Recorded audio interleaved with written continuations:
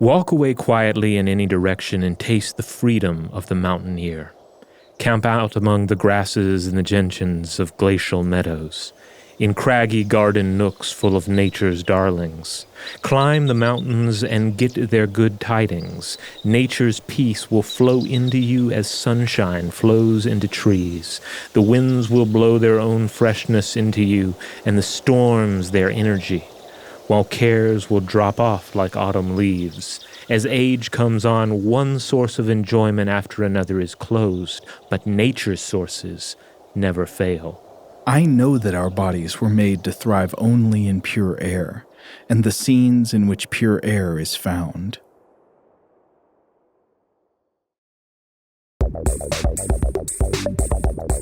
Welcome to Stuff to Blow Your Mind, a production of iHeartRadio's How Stuff Works.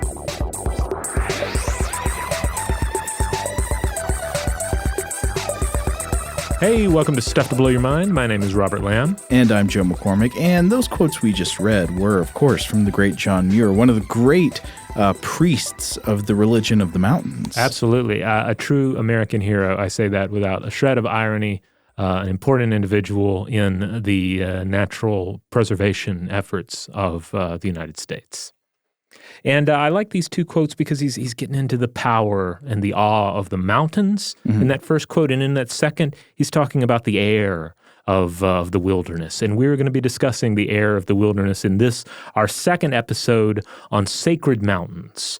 But I suppose we should of course, refer you back to the first episode. If you didn't listen to the first episode on sacred mountains, go back. That is the important first installment. But let's catch everybody up to speed on what we chatted about last time. Sure. Well, last time we talked about holy mountains from religious and cultural beliefs around the world and common types of beliefs about holy mountains. We talked about the idea of mountains as the homes of the gods or as the bodies of gods themselves, as like entrances to other worlds, as pillars that hold up the heavens, as places of pilgrimage, as places where the gods once were or still dwell or sleep.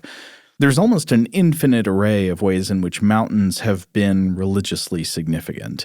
And so we talked about some reasons that might be. Of course, there are things having to do with perspective when one climbs a mountain and looks down at the earth. There's just the sheer fact of its size, I mean, in a pretty basic sense. Yeah, and just how important natural forms are in our the shaping of our cosmologies and our sense of self. We discussed the main points along these lines in the last episode. We also, though, talked about stories expressed by many mountain climbers, though certainly not only by mountain climbers, of hallucinations during the journey of climbing a mountain, including the very common third man syndrome, the experience of sensing another person making a journey with you, who in fact is not there. Right, and it's very often, I would say, a neutral apparition. Or helpful, if not a beneficial one. So it's not like, oh my goodness, there's a monster beside me. It's more like, oh, well, there's I thought I was up here alone climbing this mountain, but there's this other fella, and that's comforting to know that it's not just me. Yeah, we read a section from an account by the mountaineer Frank Smythe, who wrote of his experiences attempting and failing to summit Mount Everest alone in 1933, and he wrote in one section of his account, quote, "All the time that I was climbing alone, I had a strong feeling that I was accompanied by a second person." And then later, "I remember constantly glancing back over my shoulder, and once, when after reaching my highest point, I stopped to try and eat some mint cake, I carefully divided it and turned around with one half in my hand. It was almost a shock to find no one to whom to give it." And of course, there are also plenty of much more recent reports of the same thing. People having strange experiences, delusions, hallucinations, or at least apparently to, modern skeptical thinkers, hallucinations. It's very possible if people had these experiences in the ancient world, or if they're just less skeptically minded, they might think, this was a real presence with me on the mountain. There was something supernatural happening up there. Right. There was something revolting about my mint cake that drove the spirit away. Now, it's clear that very high altitudes can have a number of health effects that could have neurological and psychological implications. These are generally thought to be caused by the lower air pressure at higher altitudes. This is understood to be the major cause, though I think it's worth emphasizing that there are things that are still not fully understood about altitude sickness. Absolutely. And, there have been numerous studies over the years about individuals who are acclimatized to a high altitude environments. That's something we could potentially come back and do an entire episode on. Yeah, but I think one of the interesting things about altitude sickness that we still don't fully understand is why it affects different people so differently. Like, you can't always predict whether a person will experience altitude sickness at a certain altitude. So the generally understood major cause of altitude sickness seems to be the lower air pressure. It means less oxygen is compressed in the atmosphere because you're up higher. So there's less atmosphere sitting on the air you're breathing. Right. And this was an idea that we initially explored in the Under Pressure episode. Yes. And so this means you literally get less oxygen with each breath. And of course, you need oxygen to survive. If you're getting less of it with each breath you take, you can begin to suffer negative consequences in the body and the brain. Right. And meanwhile, you are perhaps climbing a mountain. Yeah, so you're exerting yourself anyway, but it can happen even without exertion. That's important to note. And exactly what altitude it sets in varies a good bit from person to person, like we were just talking about. A reasonable figure at which a significant percent of people will display symptoms is sometimes cited to be 8,000 feet or 2,500 meters. But for each individual person, it's a toss-up. You individually might be affected at a lower altitude or a higher altitude. It's hard to know for sure if you haven't been there before. It's usually said to be worse if you ascend quickly and don't give your body time to adapt to lower air pressure at higher altitude.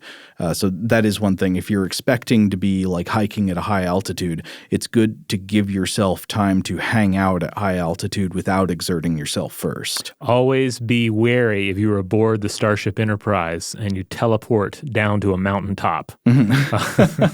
Teleport to the lower mountain area first. Right. Yeah, base camps are still important, guys. But some common symptoms of like mild to moderate altitude sickness would be the kinds of things you would, first of all, the kinds of things you would expect with less access to oxygen. So maybe shortness of breath, breathing harder with less physical exertion, faster heart rate. You know, your heart's beating hard. It's trying to oxygenate your tissues. You're just not getting enough oxygen in each breath. And so, you'd expect those kind of things. But also you can experience nausea, dizziness, or lightheadedness, and it can mess with your natural drives, such as for sleep and for food. So you can have loss of appetite, headache, and that kind of thing. In much more severe cases of altitude sickness, you can have changes in the color of the skin. You can have tightness in the chest. You can have mental effects like loss of awareness, loss of coherence, or confusion. There can even be coughing up of blood or loss of consciousness. And there are subsequent life-threatening conditions that can come out of altitude sickness. One is known as high-altitude pulmonary edema, or HAPE, H-A-P-E, where altitude sickness leads to a buildup of fluid in the lungs. This, if you experience it, is life-threatening, and you should act on this immediately. Another is high-altitude cerebral edema, or HACE, when altitude sickness leads to swelling of the brain, which is very dangerous and, of course, can cause all kinds of mental disturbances. And so obviously one question we might have is, if people often report seeing things that aren't there in the mountains, to what extent can these be traced to known known physiological conditions like cerebral edema, HACE? Absolutely. And as we mentioned in the last episode, we're not looking at this as like the sole cause or the sole reason that one has mountain myths, but it could certainly be a potential thing that augments them or feeds them in some cases. No, as we mentioned previously in the other episodes, there's no way that, say, psychological disturbances as a result of, less oxygen reaching the brain or something like that could explain all the myths. So one reason for that is that many holy mountains aren't high enough to cause any altitude-related symptoms. I mean, there are holy mountains that are just a few hundred meters high. So it's obvious that, these are geographical landmarks, and they serve, they represent things to people. It doesn't have to be that somebody went up on there and had a hallucination that caused them to found a religion or a myth around the mountain. Though we do want to point out that it's possible that in higher mountains, people going up into these altitudes could have contributed to beliefs, strange supernatural beliefs about some mountains. Right, or the idea that in general mountains provide some sort of loosening of the veil between this world and the next. Yeah, that's a great way to put it.